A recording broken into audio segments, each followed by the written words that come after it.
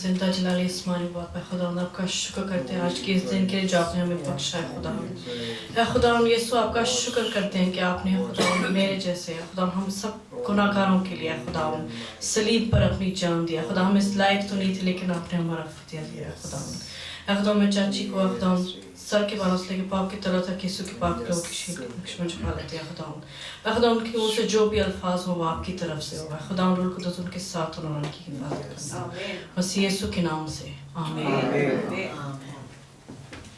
اب میں دعوت دوں گا بہن ارشی خان کو کہ وہ آئیں گی اور خدا ان کے کلام میں سے سلیپ پر کہی گئی آخری اور 7ویں بات شیئر کریں گی.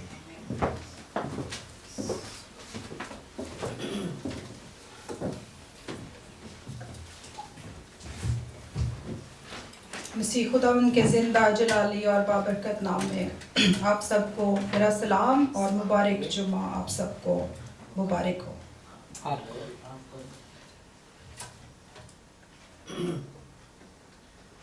میرے بہن بھائیوں نے مجھ سے پہلے پورا صلیبی سفر بڑے اچھے اور خوبصورت طریقے سے سنایا ہے اور میرے حصے میں یہ 7واں کلمہ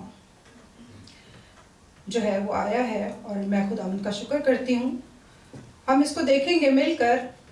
لوکا 23 باب اس کی 46 آیت میں لکھا ہے پھر یسوع نے بڑی آواز سے پکار کر کہا اے باپ میں اپنی روح تیرے ہاتھوں میں سونپتا ہوں اور یہ کہہ کر دم دے دیا. یہ صلیبی کلمات جو خداوند یسوع مسیح نے صلیب پر بولے ان میں 7واں اور آخری کلمہ ہے.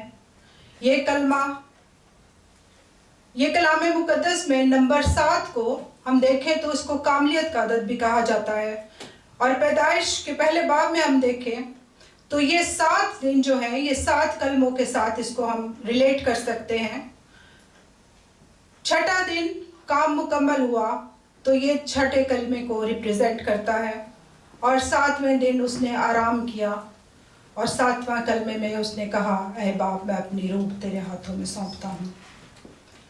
میرے عزیزو 7واں کلمہ اس بات کی عکاسی کرتا ہے کہ یسوع مسیح کا سب زمینی سفر جو اس کے باپ نے اسے سونپا تھا فتح بندی کے ساتھ پائے تکمیل تک پہنچ گیا ہے اور وقت آ گیا ہے کہ وہ اپنی روح خداوند کے ہاتھ میں سونپ دے. یہ کلمہ ملاپ کا کلمہ بھی کہلاتا ہے اور اس کلمے میں وہ باپ سے مخاطب ہے جیسے وہ پہلے کلمے میں اور چوتھے کلمے میں بھی مخاطب ہوا اور آخری کلمے میں بھی اس نے آئے باپ کر کے بات کی. اس نے اپنے باپ کو بلایا اس سے بات کی اور اس کو کہا میں اپنی روح تیرے ہاتھوں میں سونپتا ہوں. میرے بہن بھائیو یہ کلمہ مسیح کی اپنی موت کا اعلان تھا جو وہ خود کر رہا تھا اور یہ کلمہ ان 3 باتوں کو ظاہر کرتا ہے یعنی سپردگی تکمیل اور اعلان. اور یہ اعلان باپ کو اپنے ارادے سے مطلع کرنا بھی تھا کہ وہ کام جو تو نے مجھے دیا تھا وہ مکمل ہو چکا. اور اگر ہم اس سارے منظر کو دیکھیں تو یسوع مسیح کا مسلسل رابطہ اپنے باپ کے ساتھ رہا. یسوع مسیح کو لٹ کے اب صلیب پر 6 گھنٹے ہو چکے اور اس درد اور تکلیف اور اذیت سے گزر رہا تھا جس کا اندازہ ہم میں سے کوئی بھی نہیں لگا سکتا.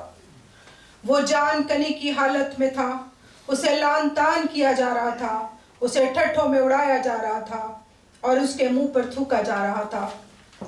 کوڑوں کی مار سے اس کا بدن چھلنی ہو چکا تھا خون کا ایک ایک قطرہ بھی شاید بہہ چکا تھا لیکن پھر بھی اس کے چہرے پر کوئی شکر نہ تھی کوئی گلہ نہیں تھا جو وہ اپنے باپ کے ساتھ کرتا. لیکن اس کے ساتھ ساتھ وہ اپنی روح میں بھی بہت دکھ محسوس کر رہا تھا.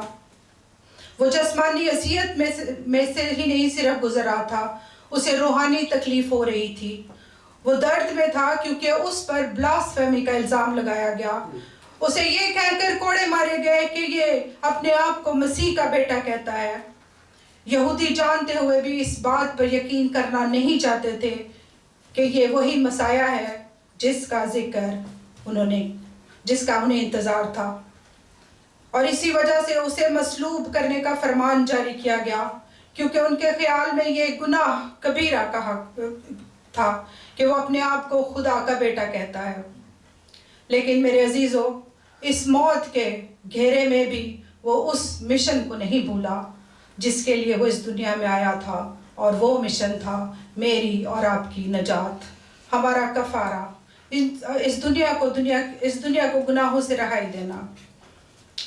यीशु मसीह की जिंदगी का आखिर हो रहा है और वो आखिरी सांसें ले रहा है, और चंद लम्हे पहले ही उसने छठा कलमा बोला, तमाम हुआ, जो जाहिर करता है कि फर्ज की अदायगी हो चुकी या कर्ज की अदायगी हो चुकी, और सर झुकाकर जान दे दी। हर तरफ अंधेरा छा गया, बड़ा भौंचाल आया, और हैकल का पर्दा दरमियान में से चाक हो गया, और वो आखिरी बार अपने बाप से मुखातिब हुआ, कहने लगा, मैं अपनी रूह तेरे हाथों में सौंपता हूँ। अगर हम देखें तो पर्दा फटने का क्या मकसद था और वो पर्दा कैसा था, उसको जानने के लिए हम देखेंगे खरूज की किताब, उसका 26 बाब 31 से 34 आयत तक।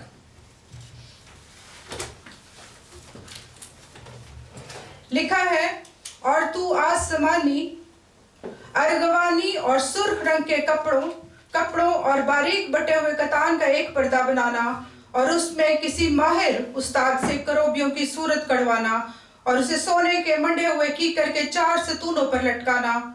इनके कुंडे सोने के हों और चांदी के 4 खानों पर खड़े किए जाएं, और पर्दा को कुंडियों के नीचे लटकाना, और शहादत के संदूक को वहीं पर्दा के अंदर ले जाना, और ये पर्दा तुम्हारे लिए पाक को पाक तरीन मकाम से अलग करेगा, और तू सरपोश को पाक तरीन मकाम में शहादत के संदूक पर रखना। आमीन।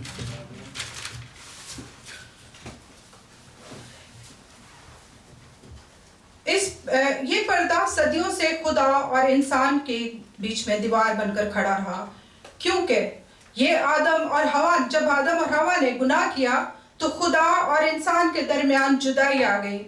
इसलिए खुदा ने जब हैकल बनाने के लिए कहा तो उसने खुद इंस्ट्रक्शंस दी कि यह पर्दा किस तरह का होना चाहिए, इसको कैसे बनाया जाए, और उस वक़्त सरदार काहिन को ही सिर्फ ये हक हासिल था कि वो यौम कफ़ारा के दिन साल में एक बार जाए और तमाम लोगों के लिए कफ़ारे की दुआ मांगे और कुर्बानी दे, ताकि लोगों के गुनाह माफ़ हो सके। और उस वक़्त काहिन हमारा दरमियानी था, और जब पर्दा फट गया तो उसका मतलब है कि जो जुदाई बाप और हमारे दरमियान आ गई थी वो इस पर्दे के फटने की वजह से दूर हो गई। अब हमारा कोई और दरमियानी नहीं, हमारा दरमियानी हमारा मसीह है। और उसने अपनी इस कुर्बानी से बाप के पास जाने का रास्ता खोल दिया। मसीह यीशु का ये कहना कि मैं अपनी रूह तेरे हाथों में सौंपता हूँ, दरअसल वो उन बातों को भी कोट कर रहा था जो पुराने अहदनामा में ज़बूर की किताब में दाऊद ने कहे, क्योंकि वो जानता था, दाऊद ने कहा क्योंकि वो जानता था कि वो ही मेरा साथ देने वाला है, और उसने भी यही कहा, ऐ बाप मैं अपनी रूह तेरे हाथों में सौंपता हूँ, क्योंकि वो जानता था जब वो अपनी रूह उसके हाथों में दे देगा तो वो उसकी रूह की हिफाजत करेगा। और ऐसे ही चूंकि यीशु मसीह भी दाऊद की नस्ल से आ रहा था, उसने भी इसी बात को इन 7 कलमों में जो बोली गई है, इन तमाम बातों को पुराने अहदनामा में उसकी पैदाइश से लेकर उसके मरने से जी उठने तक लिखी गई, इनको पूरा किया। मेरे अजीजों, आखिर मसीह को क्या पड़ी थी कि वो इस सजा और खुदा के कहर को हमारी खातिर बर्दाश्त करे? इसलिए कि मसीह का मकसद बाप की मर्जी पूरी करना था, और वो मकसद हमारी नजात थी। जैसे गतसमनी में उसने दुआ किया है, बाप अगर तू चाहे तो ये प्याला मुझसे हटा ले, तो भी मेरी नहीं बल्कि तेरी मर्जी पूरी हो। हालांकि वो खुदा का बेटा था, जिसके लिए खुदा ने खुद कहा था, ये मेरा प्यारा बेटा है जिससे मैं खुश हूँ। अगर वो चाहता तो क्या वो खुदा को कहकर इन सारी बातों को टाल नहीं सकता था? बेशक वो कर सकता था, लेकिन उसका मकसद फतामंदी थी, उसका मकसद कफारा देना था।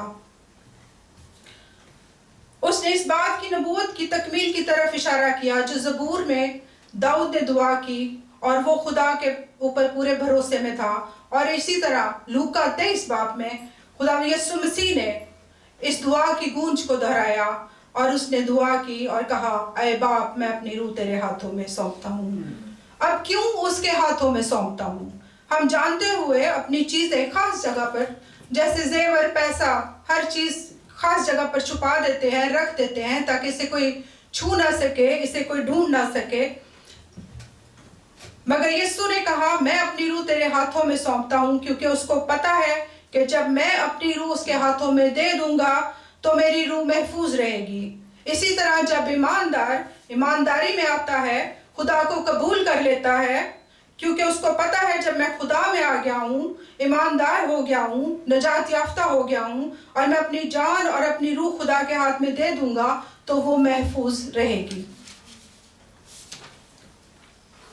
जैसे उस डाकू को मौका मिल गया, उसने कहा, जब तू अपनी बादशाही में आए तो मुझे याद रखना।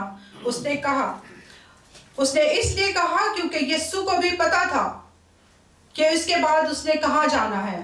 उसको पता था कि उसने इसके बाद कहाँ जाना था, फिरदौस में।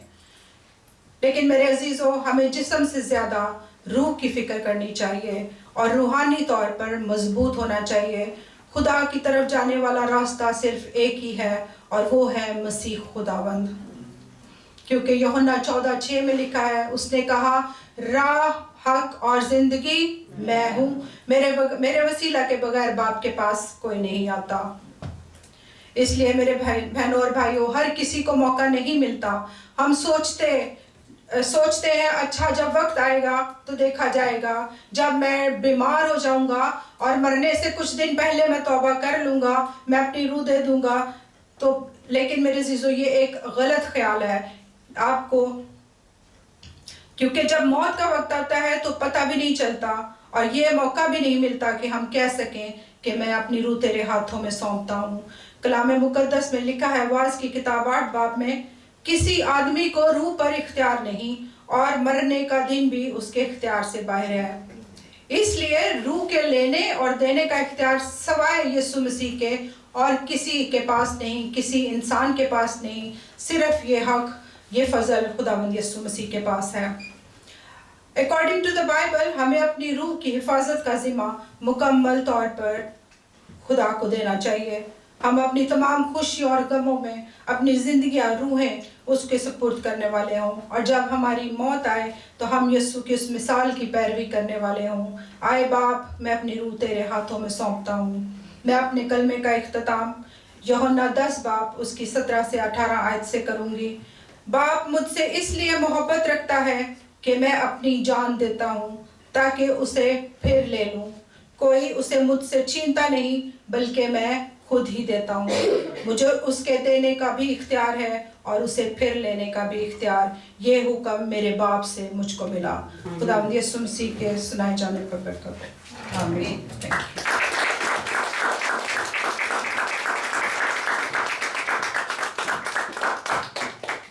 Thank you very much. 13 minute आपने लिए हैं।